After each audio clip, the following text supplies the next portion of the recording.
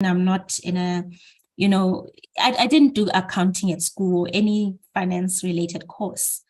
I purely am also ordinary, like most of you are. And of course, if there are accountants here, they'll also, fact check me if I'm lying about what I'm saying. Okay, so we'll get right straight into it. I'm going to share my screen. Please just confirm if you're able to see my screen. Yes, we are. Okay, I like using visual representations. I think people learn better when they see pictures and words in front of them rather than just looking at my face. So I pray that you may prosper is the topic, and we're going to be dealing with personal finance. So already the verse has been read, the verse that says, beloved, I pray that you may prosper in all things and be in health, just as your soul prospers. And I underlined all things. So hopefully during Sabbath and in other prayer meetings, you are fed spiritually, you are taught the health message, etc. Today, we are going to go through personal finance. Let me tell you a brief story about myself and why I do what I do, because it's like odd. So why am I doing personal finance, yet I didn't study or do any courses related to it? So if I count all my education from preschool right up to university, in total, I think I've spent close to 2 decades in school. That's a very long time, right?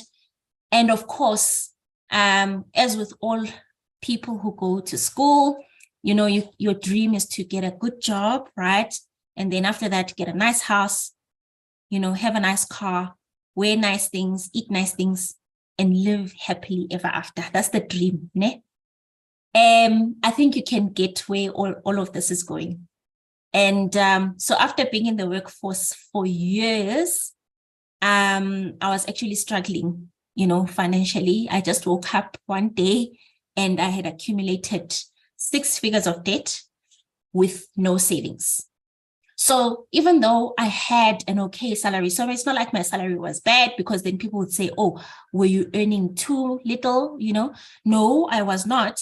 I even got bonuses, but I just couldn't keep up. Even when my salary increased, I couldn't keep up. So what was missing here? And I also found that, even when I asked around my peers, they were also going through some sort of financial distress. So what's the cause? You're educated, well-educated, you've gone through school, you've done all the right things that, you're supposed to live okay and not struggle financially, but you're struggling. So what's the cause, right? And the cause is the reason why we are bad with money in general. Okay, so the majority of people are bad with money. So literally, if you were to throw a stone, if you were to throw a stone into a crowd, you would probably hit somebody who's bad with money. That's how prevalent it is. The reason why I'm saying this is because sometimes people have shame. They always think, oh, I'm the only one struggling with debt, or I'm the only one struggling with finances. And you don't realize that actually many people struggle. It's only a very small percentage of the population worldwide that are actually good with handling finances. And so why is that?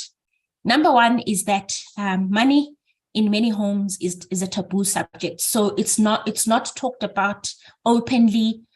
And when it is talked about, it's in negative terms. So it's never in a positive light. It's either people are complaining, why are you finishing the food in this house? You think money grows on trees, or it's complaints. It's never spoken about in a good way, right? This is in homes and in social circles. So kids grow up with a negative connotation with money, right? So they associate money with negative things. And then, of course, many people, especially religious people, sometimes view money as evil, right? So literally there's this love and hate relationship, especially with religious people of, or if I want money too much, then it's bad for me, and so there's this push and pull relationship with money. And then, of course, basic money management is not taught in school. So I went through school, studied, I did chemistry up to, postgraduate level, but I was never taught the basics like tax returns. How do I file my taxes? How do you understand your payslip? What are the deductions? I didn't know that. And you graduate from school and it's almost like they expect you to know this by default, which is weird because you've never seen a payslip before and you don't know what are these deductions and, so I had to learn everything from scratch. And some people don't even take time to learn. There's some people now in their 50s, they still don't get it, right? Because it's taken for granted and people don't know generally. And also the biggest problem is financial illiteracy. And financial illiteracy is our default position when we're born. So what is financial illiteracy? So things like not knowing how to budget, not knowing how to save, how to invest or where to invest, not knowing how to prepare for your future needs like retirement, not being able to understand financial contracts. So now you are a new graduate, you want to buy a car. What are the things that you should look out for when you're signing, that on the dotted line? Do you know what I mean? So many people don't know those things. Interest, how is it calculated? Costs, fees, etc. So you are just raw and you don't understand, right? So financial illiteracy does not mean you're not educated, okay? You can be a doctor and be financially illiterate. You can be a neurosurgeon and be financially illiterate. It cuts across the board. It doesn't matter you whatever it is, but financial illiteracy is common, and it's common even amongst people who went to school, right? So it's not, so don't feel like, if you don't understand certain things, then it means maybe you missed something. It's unfortunate that we are not taught these things. But then the effect is that the effect of financial illiteracy is you are most likely. So if you are not knowledgeable about money, how to handle money, how to understand, costs, interest, fees, whatever, you are literally a sitting duck for predators. So there's predatory marketing. You are their target, right? And that's how you find yourself struggling with too much debt, and struggling with payments. People who are financially illiterate are most likely to fall for scams. And these days, scams are very, very popular. They're on the rise. And even church people get involved, right? Not because church people are evil, but sometimes it's financial illiteracy, right? You get lured into these get-rich-quick schemes. It's a result of financial illiteracy, right? And all of these things have a ripple effect. It causes you end up not being able to take care of yourself, your family, not being able to support the gospel, right? You make bad decisions with investments, with everything really, and not being able to prepare for your future, retirement, and it can lead to all sorts of problems. So poor health, financial stress, unhappiness, and studies have shown that one of the leading causes of divorce is money related. So a lot of money fights in the home, etc. It can lead to theft, even violence, and other crimes. And of course, it can really ruin your relationship with God. Okay, so because if you're always stressed, worried, you're struggling with debt, you are in scams, you are being scammed, you cannot. So in our church, we teach that we are one whole. We are spiritual beings, we are physical beings. So if one part of you is affected, if you are sick mentally, you can't really worship God fully. Like if one part of you is affected, it affects everything else. So your relationship with God can be ruined as well because of financial illiteracy. So this is why it is a must to be financially literate. So it's not your fault that you are illiterate, but then it becomes your fault if you refuse to learn. So I had to learn, I had to teach myself, because one day I was sitting there in the house, it was raining. I remember that day very well. No money. It was a public holiday and I had nothing. And it's not like I didn't earn, okay? Just mismanagement. And then that's the time when I said, something has to change. I can't live like this, right? And so the penny dropped and I was like, this is ridiculous. And so I started a journey of learning, like literally from scratch. How do I budget? How do I make sure I have something left at the end of the month? How do I make sure I can put something on? So I took baby steps, because you need to be financially literate, because it affects the quality of your life. So we read the verse that says that they wish us to prosper in all things. And so the way you handle your finances affects the quality of your life. It affects your contribution to the gospel. Some people can't even, tithe, not because they are stealing from God. It's because they're just not able to manage their money properly. Things are not balancing, right? They're not able to give to the poor. It's not balancing. So you're living a life that is unfulfilled. So if you're not giving, if you're not involved in your community, it's a very unfulfilling life, a way of living that's very stressful, can't really do anything for anybody, can't really do much for yourself either. It's miserable, right? And nobody deserves to live like that. So from what I've learned personally, so my journey of learning, guys, literally you can do it too. Reading is number one. And I know in our church, reading shouldn't be an issue because we're used to reading. We have got thick volumes that some people go through, right? So it shouldn't be a problem. Reading is what helped me a lot. But of course, we also live in the connected age, and I'll talk about it later. There are other resources. If you don't like reading, you can listen to podcasts, you can watch videos, etc. But I like books, so I literally read my way out of my mess. Okay, but with reading, you need to practice what you read. It's useless to read and consume material and then walk away after that.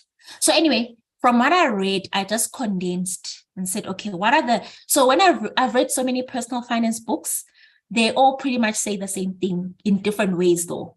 So anyway, these are some of the stuff I gleaned from the books I've read. Number one is you should always keep and follow a written budget. This one seems like, okay, a budget. Most people don't budget. And so if you don't have a budget, you kind of freestyling with your money. So you do whatever. So the money comes in, I then sizobona how it's spent, right? You are setting yourself up to overspend, literally. So you need a budget, and a budget is not to deprive yourself of nice things, because some people don't like budgets. They say, well, if I budget now, it means I can't enjoy my favorite things or whatever. That's not what a budget is for. A budget is going to show you what you can spend, but what you cannot spend. So literally your budget should be simple, and I'll talk about it more.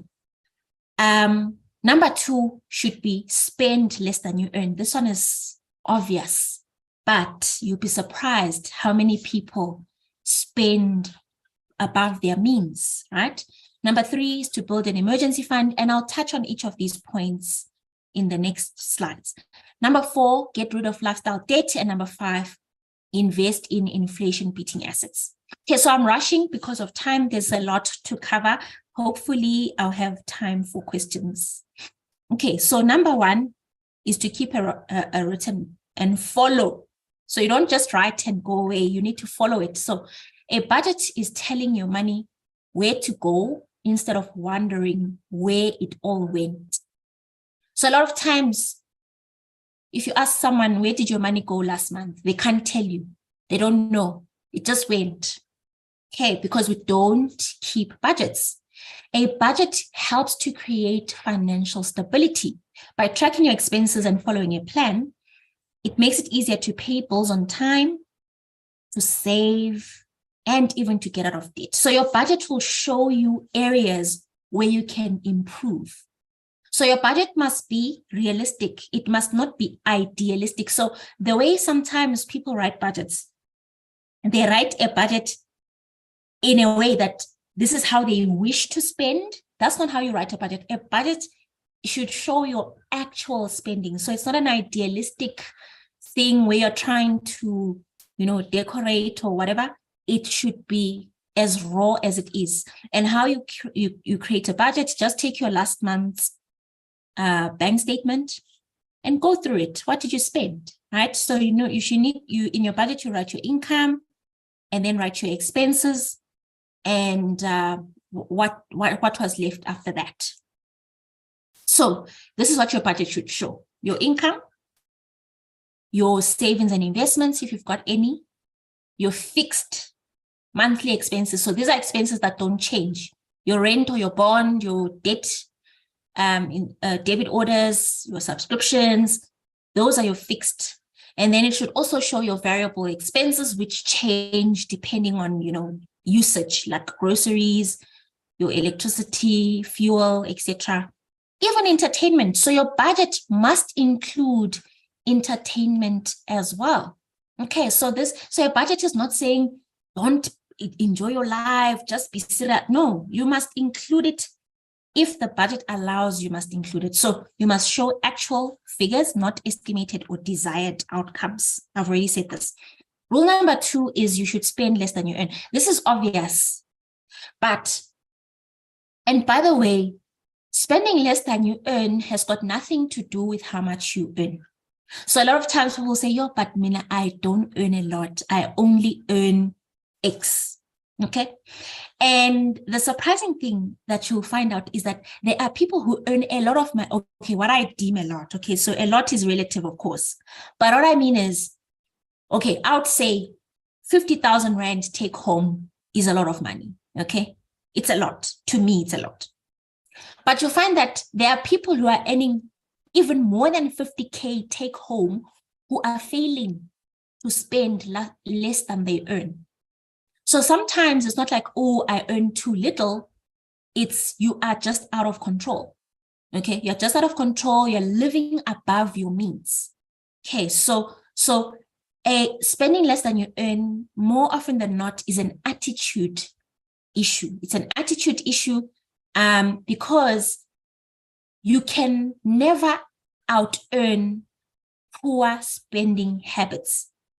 By this, I mean, if you've got poor spending habits, even if we pay you 1 million a month, you're going to spend it all. And it happens. Look at sports stars and celebrities. It happens. We've read of them. You've seen the headlines. These are people that earn millions, but how come they end up bankrupt and broke? Okay, so it's not about, I earn little or whatever. It's about being in control and choosing, because this is a choice that you have to make, to live below your means. So you don't want to be in this scenario where you're living above your means, where your expenses are way higher than income. You don't want to be living paycheck to paycheck either, where now your income is matching your expenses exactly. Because what that means is and people laugh when I say this means if bread were to increase by just 5 Rand, you are in trouble, because when you are spending like your salary exactly. So you don't even have a room for anything to increase even by 5 Rand. You would be back here. You'd be now pushed over the edge, right? So the ideal situation is to live below your means. Another way to live below your means is you can increase your income, but increasing your income must come after fixing your spending problem. So if someone has a spending problem, even if you give them 1 million extra, they're going to spend that money. So the issue is the discipline is needed first. Because people always say, but you can't cut. Yeah, you can't. There's, there's only so much you can cut from spending before you start starving. But the idea is that your spending habits must be under control. And then you can start to think about, okay, how do I make extra income? How do I, maybe start a side hustle? Because I know some people with side hustles, they also chow the side hustle money. So the side hustle money doesn't make a difference because they spend it all, you see? So you need to get your spending under control. So tips for spending less than you earn: control the big expenses. What are the big three? Housing, transport, and food. This is where, if you can control the big three, then you are sorted. I've seen, for example, I've seen people saying, oh no, you must buy specials.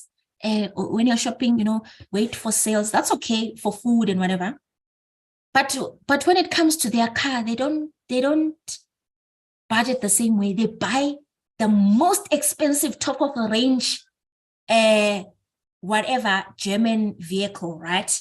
But then they want to cut R5 for a grocery. It doesn't make sense. Take care of the big three, right? Your big three is your housing, your transport, your food. Where you live, what you drive or what you use for transport, right? And of course, yes, food. I made an example with food. But a lot of people find themselves stuck in houses that they can't manage. They're too pricey for them. And transport, a vehicle is supposed to take you from A to B. Sorry, but we find ourselves looking for 500 horsepower, a car with 2 exhausts, 3 exhaust pipes, sunroof, leather seats, heating.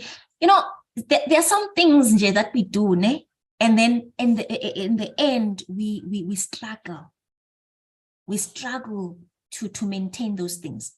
There's nothing wrong with buying a nice car, a nice house, but it must fit into your budget. If it's not fitting, then you can't afford. Okay, avoid lifestyle creep. Lifestyle creep happens when you were still a junior employee, you could get by with your quid or whatever car you have. And then as you slowly, gradually move up the ranks, now you are promoted, you're now whatever. And as you are promoted, you are also promoting, the vehicles. You're also promoting where you shop. Now shopping at Checkers, no. I've moved up the ranks now, ne? So you are your income is increasing as well as your lifestyle. So that's called lifestyle creep. So you will never, your head will never be above water, because whenever you get a little break, expenses catch up. You get a little increase, expense. So avoid that. Avoid status games, okay? Adults play these games. We want to one-up our neighbors or our relatives. They were laughing at us when we were growing up. Now we must prove to them, we've got degrees, we are working. Now we must show that we've made it in life. Okay, so there's nothing wrong with nice things, but the motive, and also does it fit into your budget? Budget. That's what is going to dictate how you spend your money, not what people think, not your childhood traumas, not your ego. It's your budget. Okay, so live and spend according to your values, not according to societal precious. Practice gratitude and contentment, guys. More stuff doesn't make you happy. There's studies that have been shown that clutter, surrounding yourself with gadgets and a lot of things, it doesn't really increase your level of happiness. In fact, it might even have the opposite effect, because now all this junk that you collect, now you have to clean it. Now it has to be washed. So it creates work as well. So being content and grateful with what you do have is helpful. Okay, rule number 3, let me watch my time. Okay, is you need to save for emergencies. So an emergency fund, which is just savings that you put away in case of emergency, I like to liken it to like a seatbelt.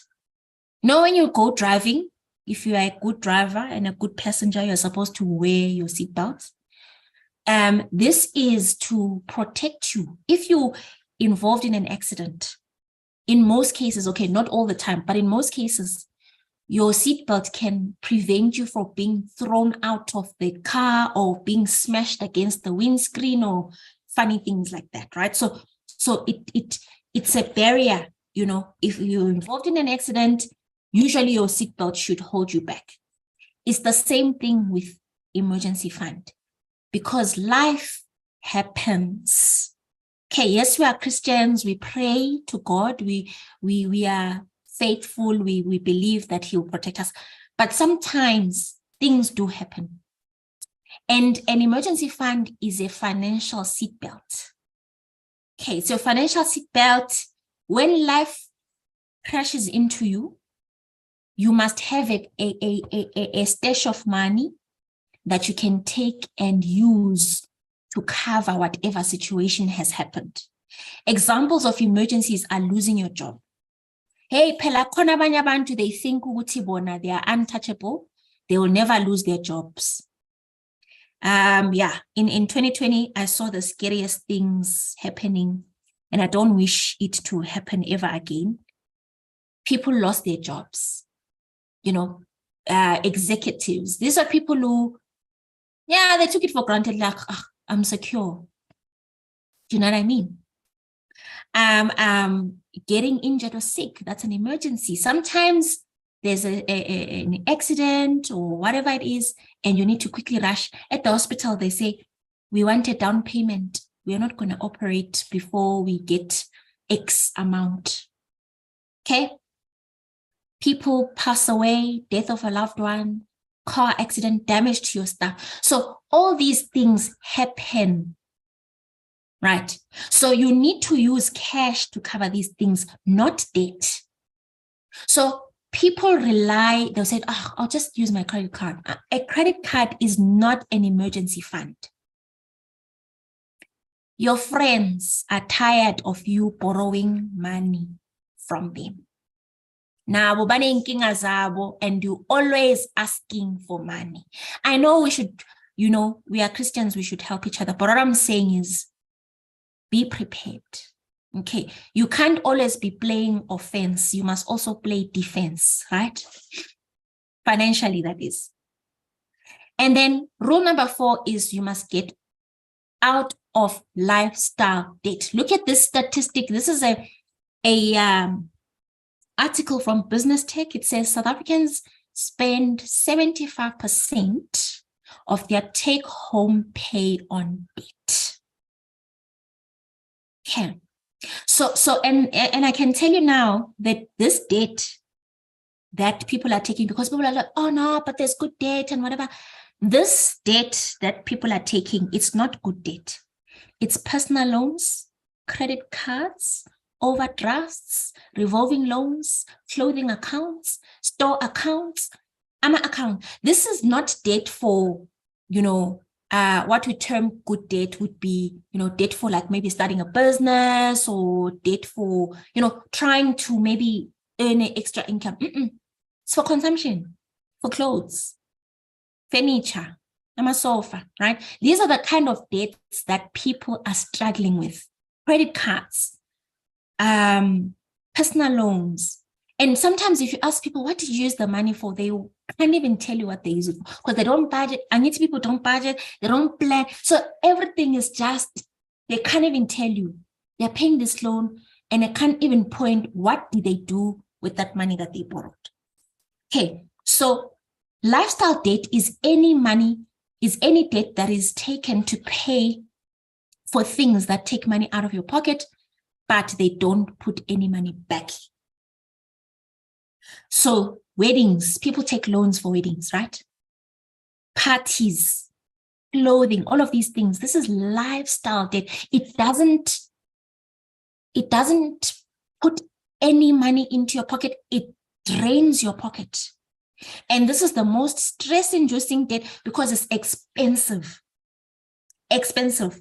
By expensive, I mean the interest that you charged on those loans, credit card, it's ridiculous. Ridiculous. It should be criminal, but it's not, you know, because hey, the world we live in is strange. Like one lady I was talking to, she told me she's paying 23% interest on a revolving loan. I was like, 23%? That's insane. That's a lot of money, right? And the reason she said it so casually, why? Because she doesn't understand how much she's actually paying in interest, right? Financial illiteracy. She doesn't get it. So when I was shocked, she was like, is it a lot? I'm like, it's a lot. It's a lot. 23% is not normal to pay back as interest.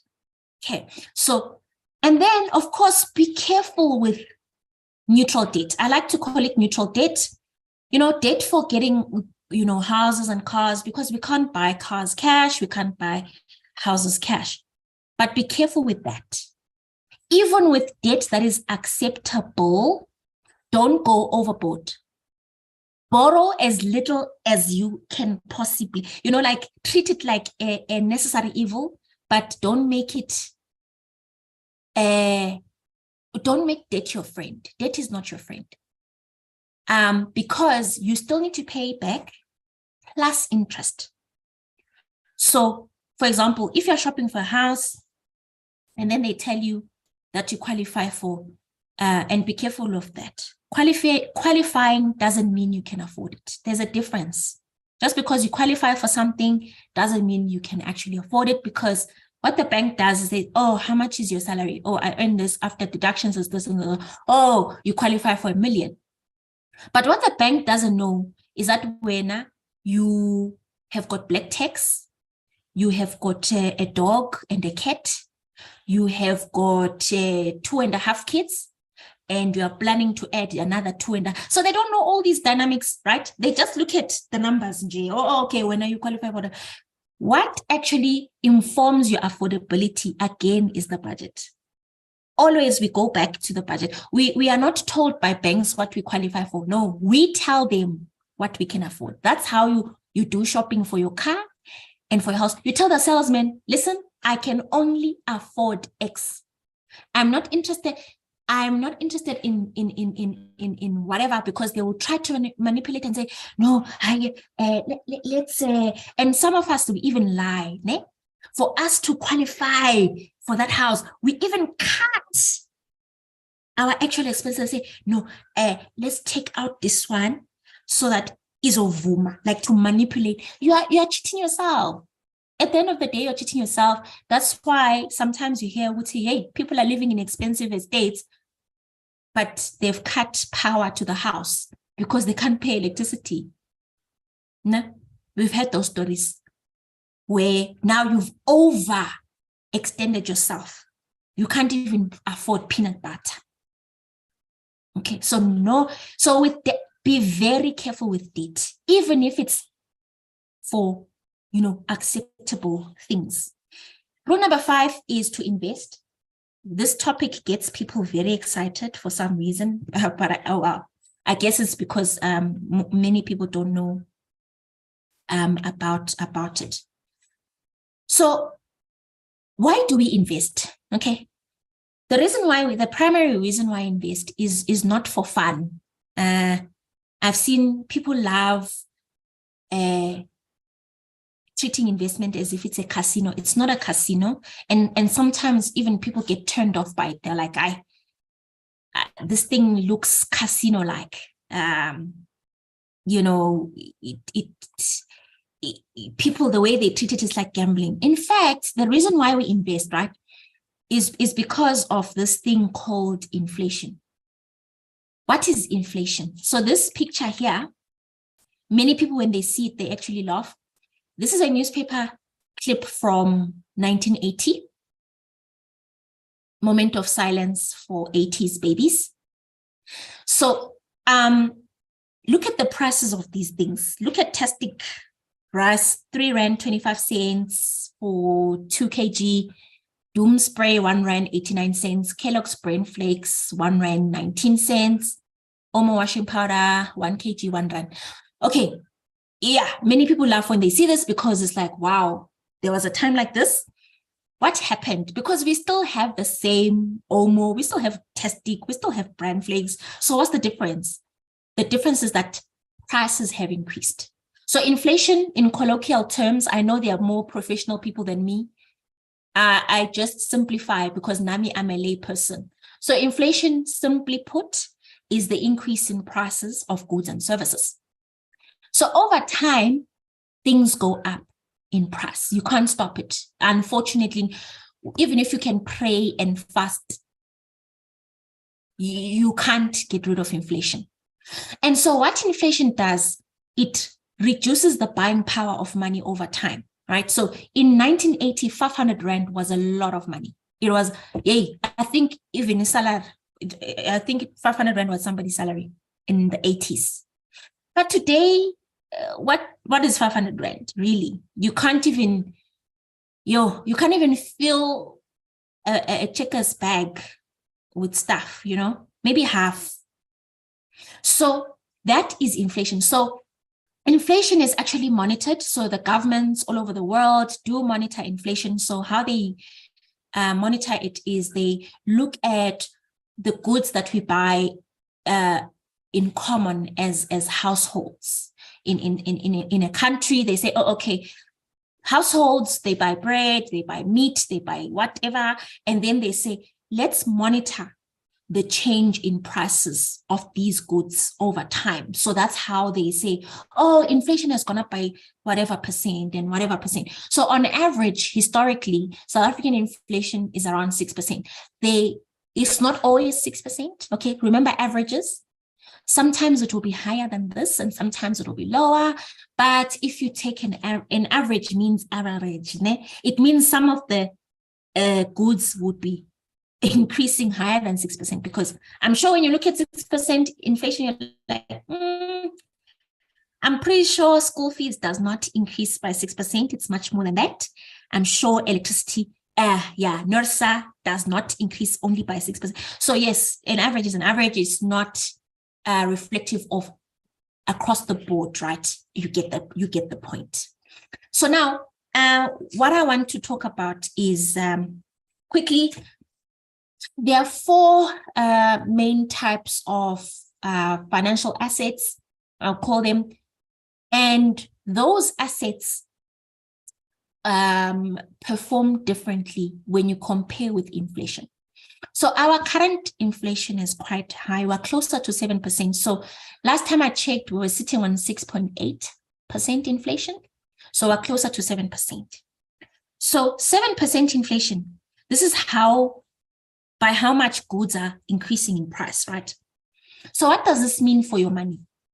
What does it mean? So it means if your money is not growing at a pace that's greater than that figure, 6.8, 7% thereabout, literally the buying power of your money over time. So inflation is not something that's going to, be very hectic in a short period of time.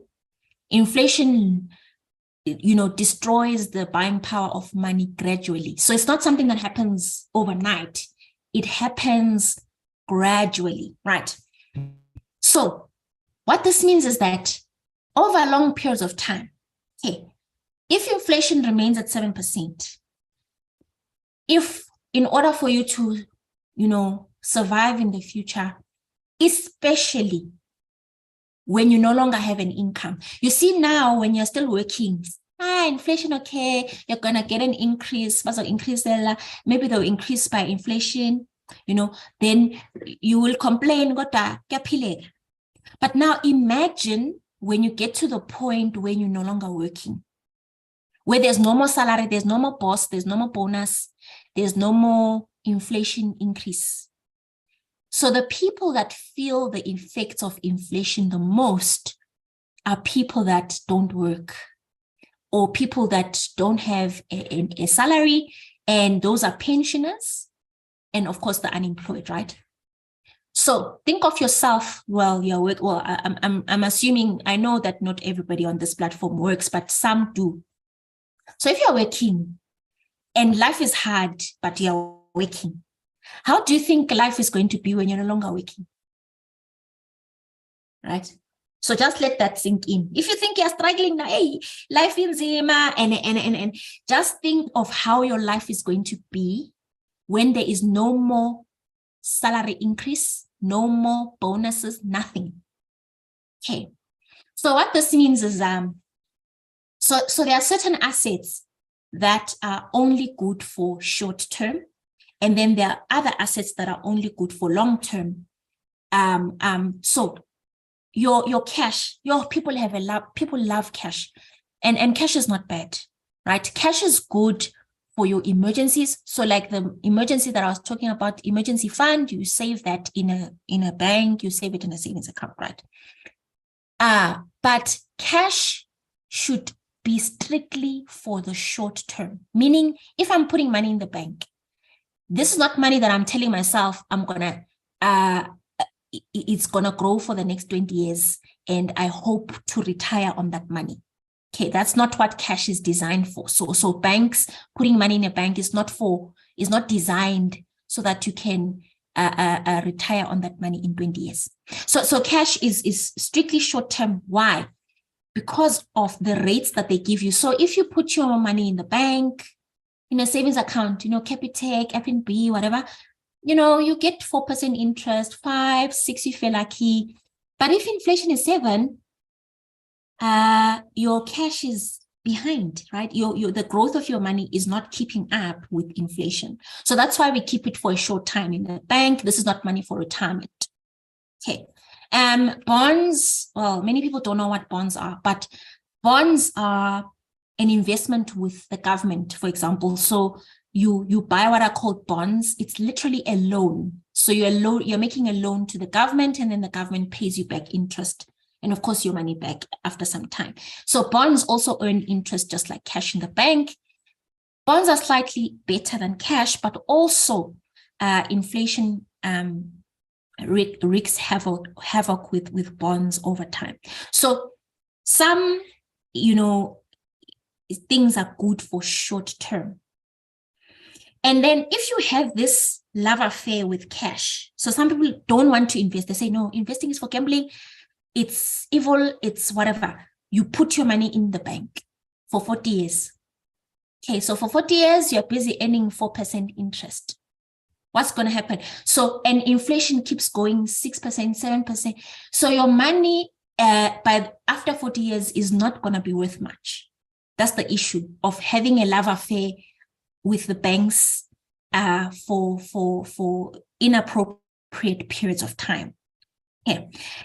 So the only way, to fight inflation is actually to invest in things that grow at a higher pace, higher rate than inflation, and those are investments, property being one of them, or real estate. And personally, I like shares and shares or stocks, right? And these historically have shown to do better than inflation over long periods of time. So this is why it's important to plan, right? Because then a common question that I always get is, where should I invest my money? That's the question that people ask me. And I say, well, that's not where you start. You start with your goals first. What you need to plan for everything. You need to plan, okay, for my short term, what are my short term financial goals. What do I want to achieve in the short term? Okay, if you've got short-term goals, then you allocate some savings to your cash and bonds or whatever. Okay, that's for short-term money that you're going to use, in a few years. You're not going to invest it for 20 years or 10 years. It's just money that you're going to use, in a short space of time. And then you should also have goals and say, oh, okay. And then I have another goal of I'm going to stop working eventually, whether I like it or not, whether it's age, whether it's health. You're going to hang up the boots. When that time comes, I actually need to have some assets so that I can still eat bread, so that I can still survive, right? So that's a long-term goal. You're still young. If you're below the age of, 50 is even young.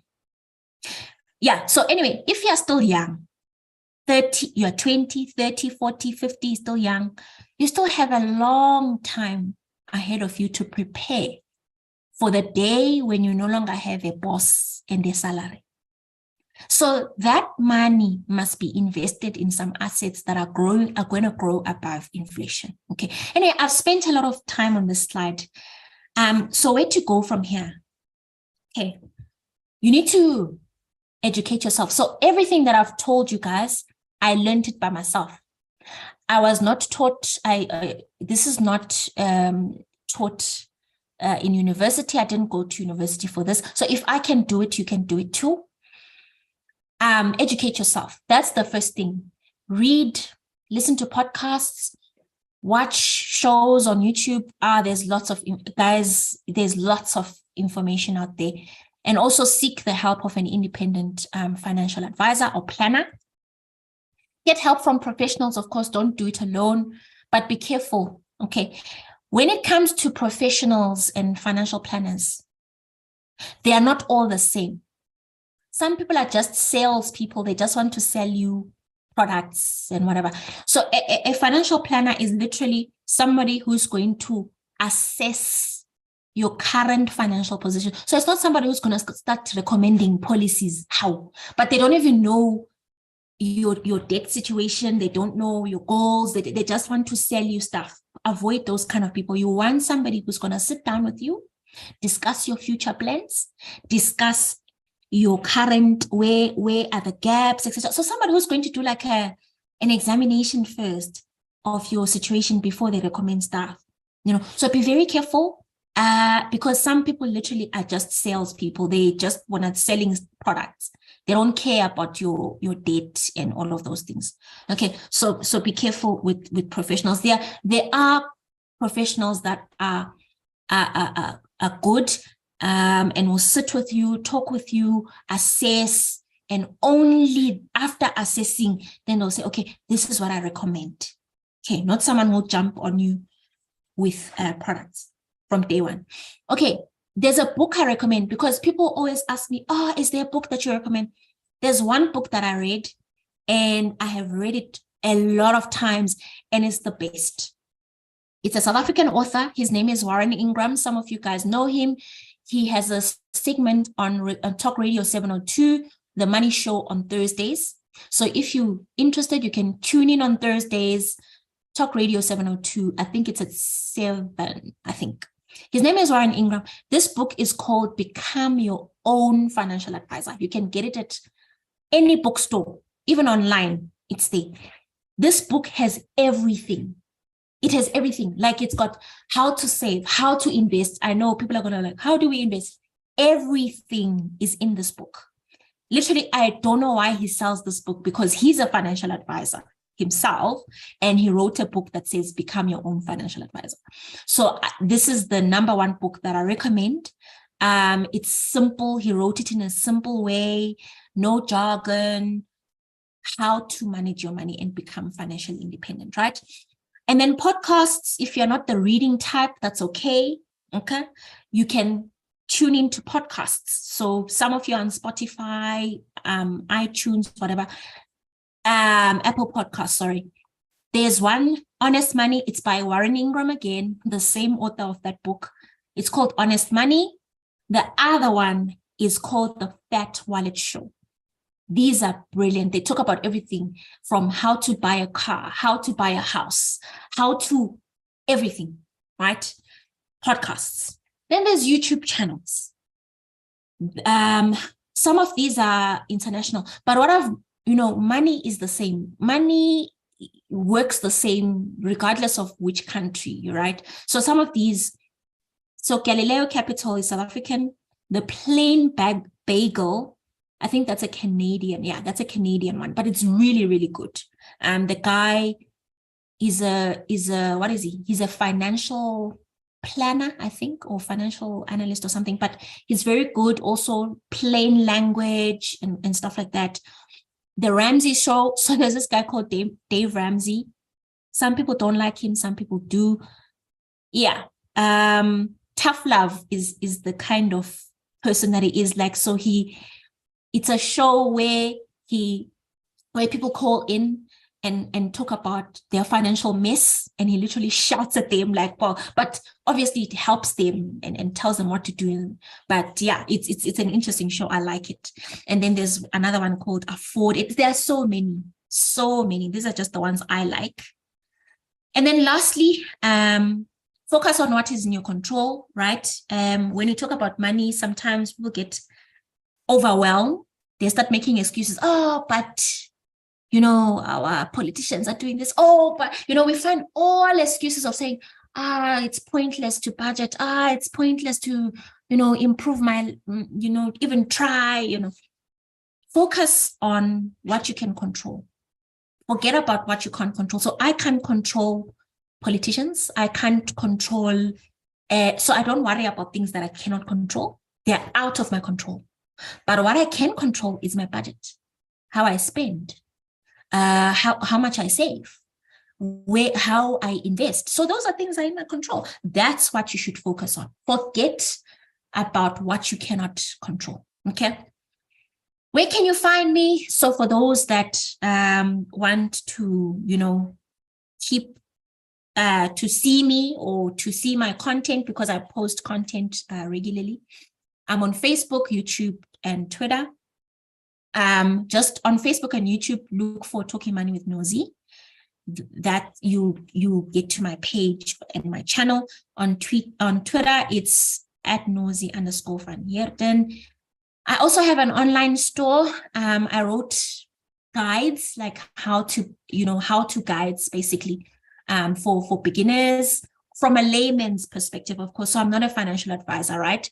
So I wrote guides that I sell on my online store called talkingmoneywithnosy.com, investing guides, and also just personal finance guides, like how do you organize your finances. I wrote ebooks about that. Okay, that is the end of my presentation. I don't know if the host wants to take questions or we end it here. I'm not sure, but over to you, and thank you for being so attentive. Thank you very, very much, Sister Nosy. Wow, that was quite interesting. There are quite a number of points that you brought home. Some of us have been living for so long.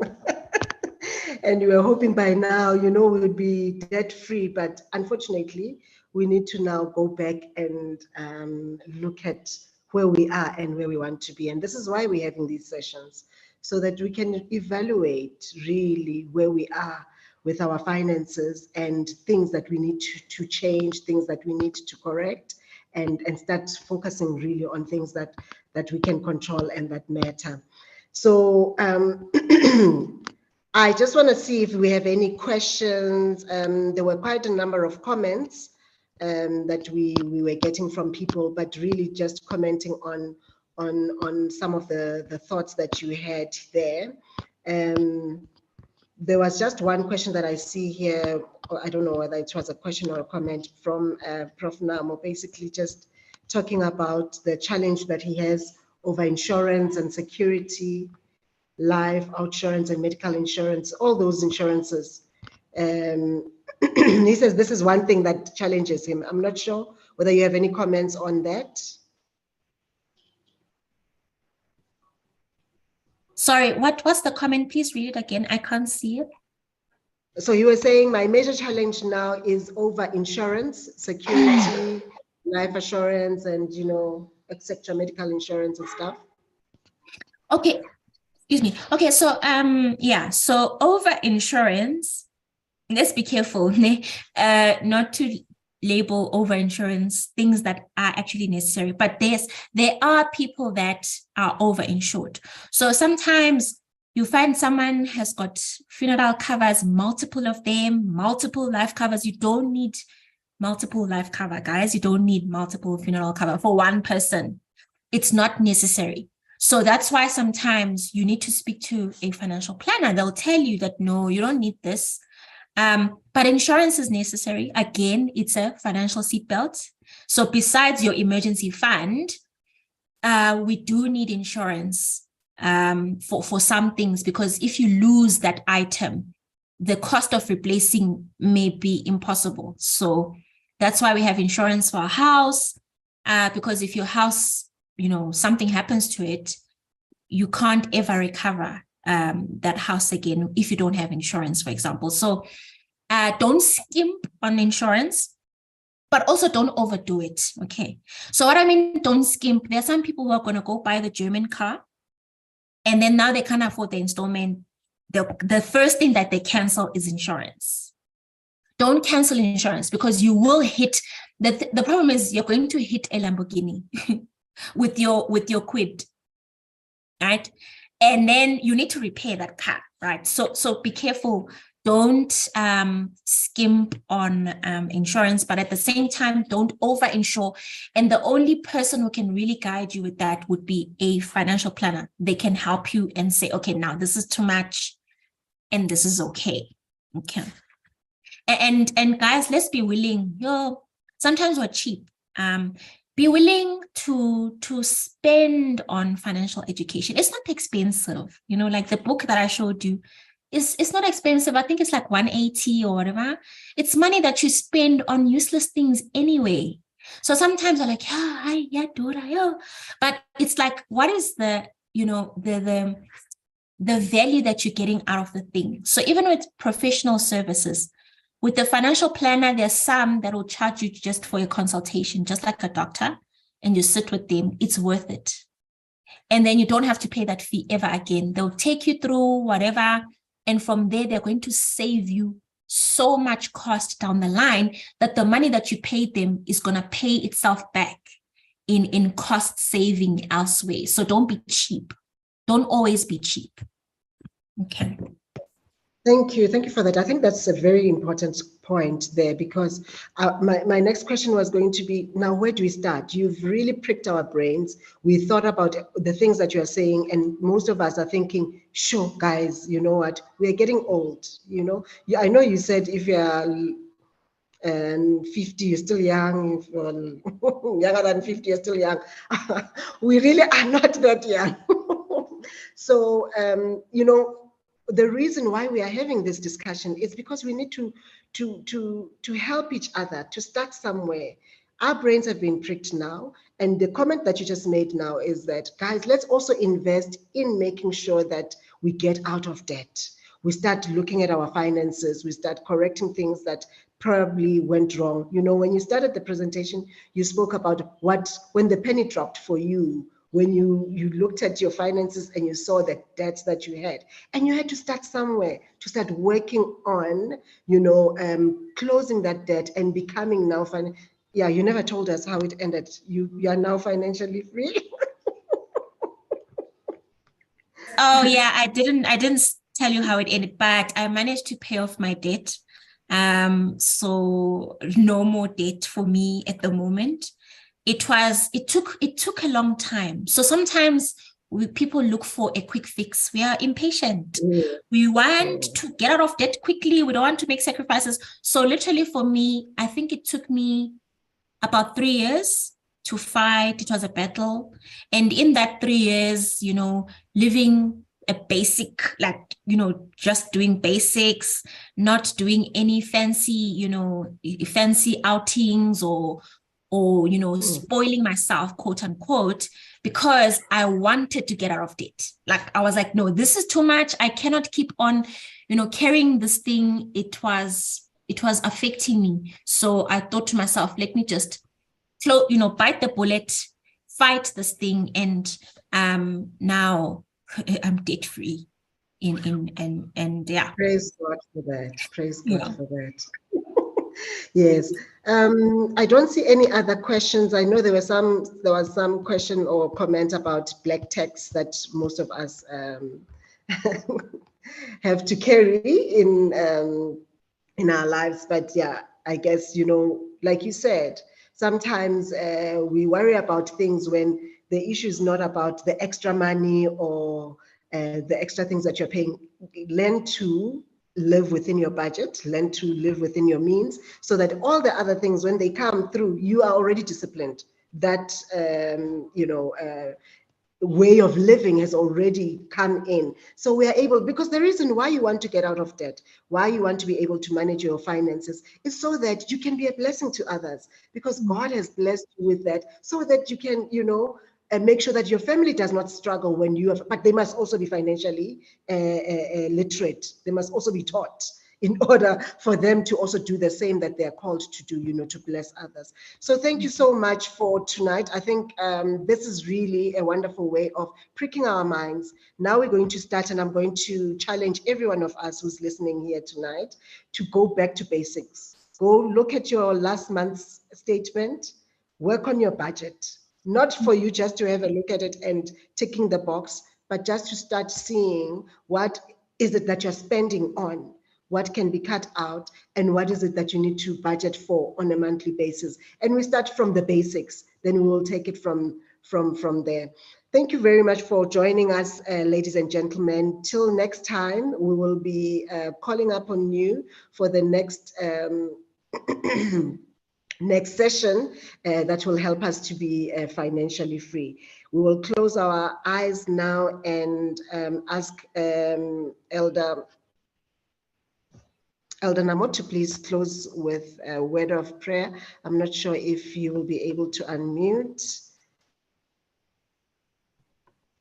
Oh yes, his comment was also, let's teach our children to budget as early as possible. All right, Elder Namo, are you able to pray for us?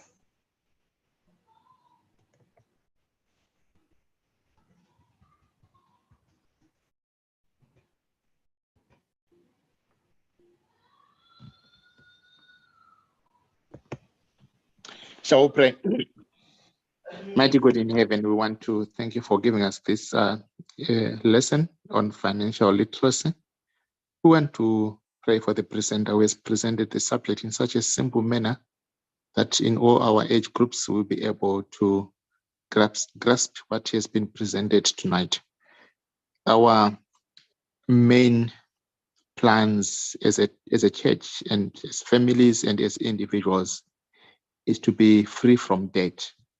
We know you make us know that it's not right for us to live in debt, be it necessary or otherwise. But through these lessons, we are going to try to commit that we try to eliminate debt that is not necessary. We also want to thank you, Lord, for TESDA as a church and its arm Havila that is bringing some of this series, talk series from the member empowerment stream. Lord, I want to thank you also for the stream leader, Sister Beulah Mkize, for organizing this for us as one of the first installments.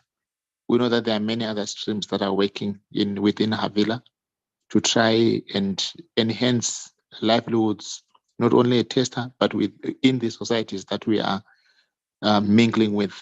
And as such, Lord, we also want to pray that you continue leading us at the leadership of Havila, you continue leading us the leadership of TESDA, and also lead our church at large as Adventists across the world and in South Africa, so that wherever we are, we keep our candles burning and we keep brightening our corners. Thank you, Lord, for everything. Be with everybody that tuned in tonight.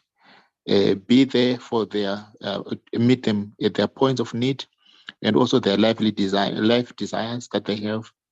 We know that we are also in many different situations as individuals and as church members and also as families. And we want to present all these challenges before your altar tonight. As we part, be with us and send your angels of mercy to protect us. And let us see another day tomorrow as you bless us. I pray this in the name of your Son, Jesus Christ. Amen. Amen. Amen. Good night, everybody. Thank you, Nozi. Thank you very much, and God bless you. Thank you so much, everyone. Have a good